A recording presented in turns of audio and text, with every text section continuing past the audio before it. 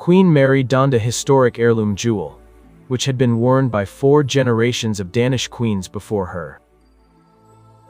In this video, we uncover the true story of the Danish round pearl brooch, and why Queen Mary so much loves to wear it. The Danish royals and foreign guests have taken part in the commemorative events for the 80th anniversary of Denmark's liberation. The Duke and Duchess of Gloucester were also in attendance, representing Britain, the country, which played a significant role in the liberation of Denmark at the end of World War II. The Duchess is a Danish-born member of the British royal family. The King and Queen were joined by Queen Margrethe, who retained her title after abdication and continues her royal duties at the age of 85, to support her son and daughter-in-law.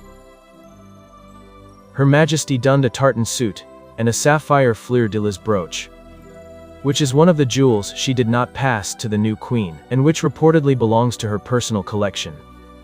Queen Mary wore the diamond and pearl jewelry, as it's always expected for remembrance ceremonies, as the royal family not only celebrates the liberation of the country, but also honors the fallen soldiers and civilian victims of the war. Diamonds and pearls traditionally represent tears, and often are worn by royals for memorial events. Mary chose the brooch from the pearl parure, which is one of the grandest sets of jewelry in the royal house of Denmark and can be worn only by queens. The brooch, with a large pearl surrounded by diamonds, originally belonged to Queen Louise of Denmark, who was King Frederic's great-great-grandmother. Louise was the Swedish princess, and since 1864, when Louise was only 13, the plans of her marriage with the Danish heir to the throne had been discussed. Despite she was considered no beauty, still the alliance was preferred above a marriage to a German princess. After the Danish-Prussian War, the wedding took place in 1869, and among Louise's wedding gifts were the pearl brooch and earrings. The following year, Queen Louise inherited other pearl jewels from her mother, the pearl parure tiara and the brooch with 5 pearl drops. Adding them to her wedding gifts, she assembled a large parure, which she left upon her death in 1926, to the Danish Royal Property Trust, reserving it for the exclusive use of Danish queens. Since then, all queens of Denmark have worn the parure, including Louise's great-granddaughter, Queen Margrethe.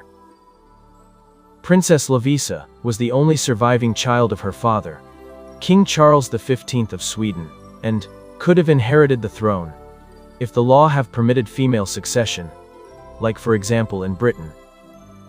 Louise's father made repeated attempts at obtaining a constitutional amendment, but was unsuccessful, and the crown passed to his brother, King Oscar II.